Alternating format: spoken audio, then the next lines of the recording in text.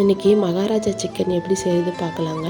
அதுக்கு ஒரு spoon chicken masala, ஒரு ஸ்பூன் தனி மிளகாய்த்தூள், ஒரு பிஞ்சு மஞ்சத்தூள், இது 3 ஸ்பூன் கடலை மாவு இருக்கு இல்லைங்களா, அது சேர்த்துக்கோங்க.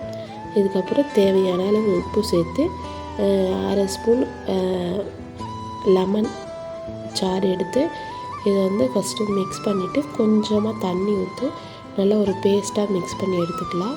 அதுக்கப்புறம் ஒரு எலும்பில்லாத சிக்கனை நல்லா சின்ன சின்ன பீஸாக கட் பண்ணி எடுத்து வச்சுக்கணும். இதுக்கு அதை அதில் போட்டு நல்லா கையால் நல்லா மிக்ஸ் பண்ணி எடுத்துக்கலாம். நல்லா கையால் மிக்ஸ் பண்ணுங்கள், கையை க்ளீன் பண்ணிட்டு, அப்போ தான் அதில் நல்லா கோட்டிங் ஆகும்.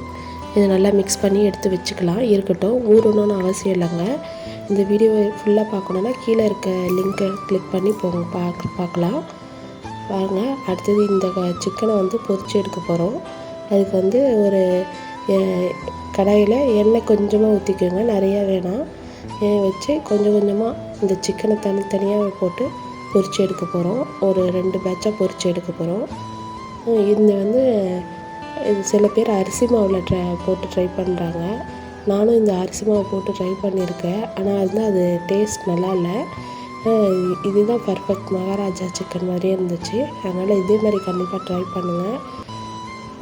அதுக்கப்புறம் இதே எண்ணெயில் ஒரு 10லேருந்து ஒரு 15 முந்திரி பருப்பு, 2 காஞ்ச மிளகா, நல்ல ஒரு கைப்பிடி கருவேப்பிலை, ஒரு துண்டு இஞ்சி பொடியாக நறுக்கி அதையும் சேர்த்துக்கிட்டேன். இதெல்லாம் தனித்தனியாக போட்டு வறுத்து எடுத்துகிட்டு இந்த சிக்கனை எடுத்து அதிலே மிக்ஸ் பண்ணி எடுத்துக்கிட்டால் சூப்பரான மகாராஜா சிக்கன் ரெடிங்க. கண்டிப்பாக நீங்கள் ட்ரை பண்ணுங்கள். இந்த கருவேப்பிலை, இந்த வரமிளகா, இஞ்சி, இது எல்லாமே நல்ல ஃப்ளேவர் கொடுக்கும். ஒன்று தனி ஃப்ளேவர் கொடுக்குங்க.